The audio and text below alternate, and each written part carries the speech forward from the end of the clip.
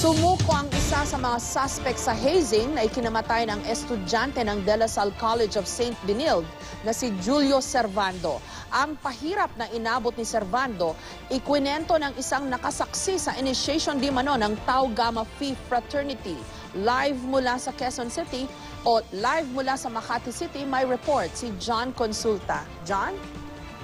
Jessica, kasama nga ng NBI Death Investigation Unit, itong kanilang kung ituring ay star witness na magpapalakas daw sa kanilang ikinakasang kaso laban sa mga taong sangkot sa nagganap na hazing.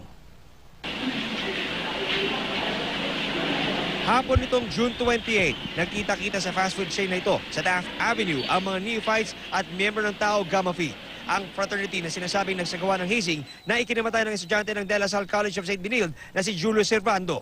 Matapos ito, dumiretso raw ang grupo sa kanilang frat house sa Palaran, Makati.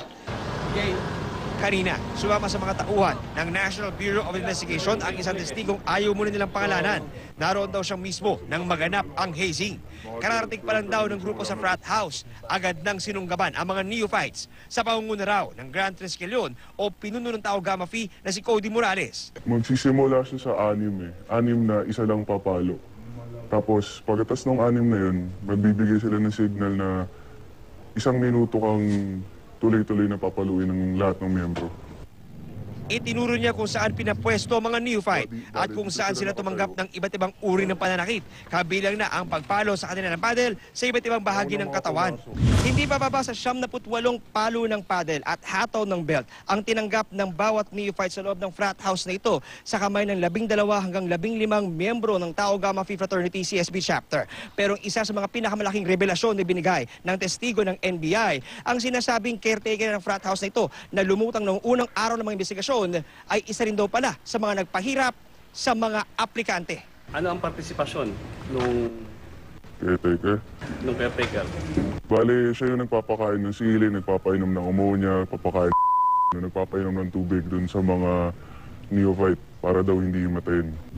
Kasama ang ama ni Julio, pinuntahan din ng NBI ang kwarto sa One Archer's Place condominium kung saan daw sinubukang i-revive ng mga miyembro ng Tau Gamma Phi ang binata bago siya tuluyang binawian ng buhay. Naroon pa nga ilang gamit ni Julio tulad ng kanyang wallet at shorts. Sa ngayon, hawak na ng NBI ang litrato ng fraternity head na si Cody Morales. Siya raw ang nagdidikta ng takbo ng initiation rites. Ang master initiator namang si Emerson Calupas alias Emeng daw ang unang pumalo. May litrato na rin ni Daniel Paul Bautista na sinasabing sumunod sa One Archer's Place matapos mabalitang nawala na ng malay si Servando. Trex Publico na nagpakilalang Trex Garcia sa logbook ng kondo. Kurt Almazan at Kevin Navawa na mga kasama din daw sa hazing. Kinumpirma ng Bureau of Immigration na nakaalis na ng bansa si Navawa. Nakakuha rin ang NBI ng litrato ni Carlo Resca na nasa frat house din pero sandali lang at hindi raw nakisali sa initiation. Inaasahang formal na may isasampa kaso laban sa kanila sa darating na linggo. We will treat them as suspects, of course. If we will have the warrant, you know what we are going to do, di ba? We will just serve the warrant. And those people who are harboring them, there are also specific provisions of the law that can be applied as against them. Sa Paris, France, isang vigil ang sinagawa para kay Julio. Para daw ito ng pakikiramay ng Triskelion Tau Gamma Phi, isang chapter ng fraternity na nagsagawa ng hazing. Nagpahayag sila ng pakikiramay sa pamilya ng nasawing binata. Sa Kongreso, inihain naman ang isang panukalang tinawag na Servando Act, alinsunod sa pangalan ng binatang si Julio Servando. Sa ilalim nito, ipagbabawal na ng tuluyan ang hazing at pamibigitin pa ang parusa sa mga organisasyong gumagamit ng karahasan sa kanilang initiation rights. Habang buhay na pagkakabilanggo at multang 3 milyong piso ang ipapataw kapag may nasawi sa isinagawang hazing ng isang grupo. Maging kanilang eskwelahan pwedeng pagbultahin. Ayon sa may akda ng panukala na si Congressman Sherwin Gatchalian, hindi raw sapat ang anti-hazing law na nagre-regulate lang daw at hindi naman talaga nagbabawal sa hazing.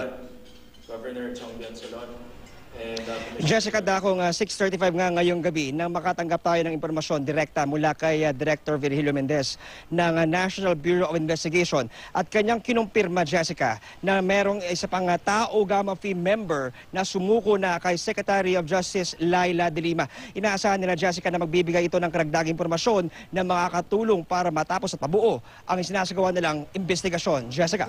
May idea ka ba dyan kung yung sumuko ay isa dun sa mga inilabasang litrato kanina? Sigurado yun, Jessica, kasama siya doon sa mga litrato na ating inilabas. Subalit hindi muna ibinibigay o kinukumpirma ng NBI kung sino nga itong taong ito. Subalit ang kanilang tinitiyak lamang, Jessica, napakalaking breakthrough nito.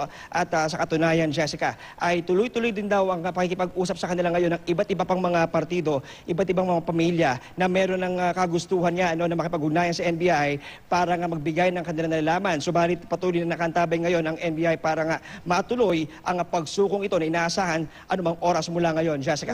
Yun namang nakasaksi na na-interview mo, yung hindi natin pwedeng ipakita yung mukha at yung boses, medyo iniba natin, no? May ginawa ho kami para hindi makilala rin yung boses. Diyan, iba pa to dito sa mga pinaghahanap ngayon. Well, Jessica, ang isang bagay na sigurado ay nandun siya sa loob ng venue nung naganap nga itong hazing. At tikom muna ang NBI, hindi muna nagbibigay ng ibang karagdagang ebidensya o bagay na maaari magbigay ng kanilang identity. Subalit ang maliwanag daw, Jessica, nandun siya mula simula hanggang matapos ang initiation rites. At nagbigay nga siya, Jessica, ng mga detalye na ngayon lang natin nalaman.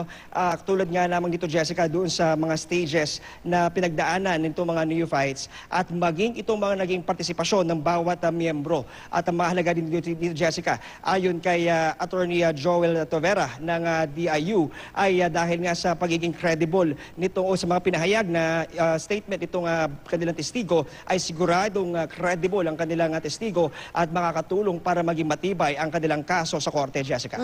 And I understand yung mga kapwa neophyte na na-haze din, no? Katulad ni Julio Servando, nagbibigay na rin daw ng statement, di ba, John? May ma-affidavit na sila. Tama yun, Jessica. Dumarami na nga itong impormasyon dumarating ngayon sa NBI. At ang totoo nito, Jessica, sa ating pag-iusap sa mga opisyal, kung kahit nga wala ngang sumuko na Tao Gamma member, ay malaki ang kanilang paniwala na malakas ang tsansa ng kanilang kaso at dahil na rin ito sa napakadaming ebidensya na kanilang hawak. Subalit ayon kay Director Mendez, Jessica, ay meron pa rin pagkakataon daw na sumuko itong mga member ng Tao Gamma Phi at maaaring daw ito maging daan para sila ay pwedeng maging testigo o hindi kaya naman ay magkaroon ng konsiderasyon sa oras na isinampa itong kaso na inihahanda laban sa kanila, Jessica. Yun nga lang, sigurado, kumpirmado ba na may isa nang nakatakas papuntang abroad, yung si Navoa? Tama ba yun, John? Tama yun, Jessica. Sa kumpirmasyon ng ating sources sa Bureau of Immigration ay nakaalis na nga siya ng bansa. Subalit ayon sa NBI, Jessica, ay wala rin problema dahil yung kanyang pinuntahan itong sa Amerika ay meron tayong extradition treaty na maaring ipatupad sa oras na magkaroon na nga ng finality itong sa kaso niya at maaring hilingin ang tulong ng US authorities para ma-break siya dito sa bansa at maharap ang kasong kanyang kinakaharap. Jessica. Maraming salamat sa iyo, John Consulta.